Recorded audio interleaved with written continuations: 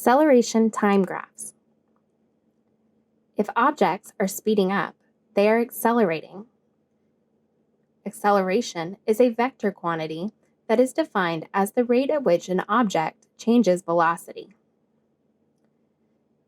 Acceleration can be positive, the object is speeding up, or negative, the object is slowing down.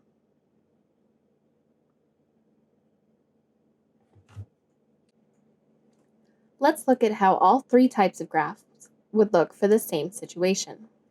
A toy car is accelerating at 2 meters per second squared from rest. The position and velocity are shown below.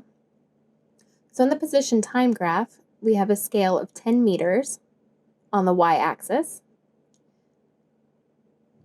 and we are going to plot those distances. At 0 seconds, it was 0 meters. At 1 second, 1 meter. 4 seconds, 16 meters. And at 10 seconds, it was 100 meters. So this graph has a curve. In the velocity time graph, we're going to plot the velocities. So at 0 seconds, the velocity was 0. At 1 second, it was 2 meters per second. At 3 seconds, it was 6 meters per second. This gives us a line with a slope of 2, which is the velocity. The acceleration time graph, the acceleration was constant at 2 meters per second, so it is a horizontal line at 2 meters per second.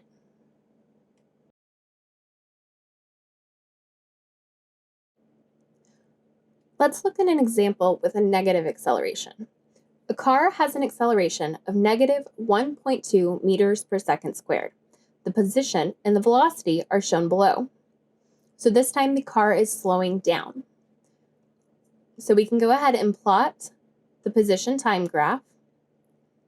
And as we do, we can see that this has a curve going down towards the x-axis.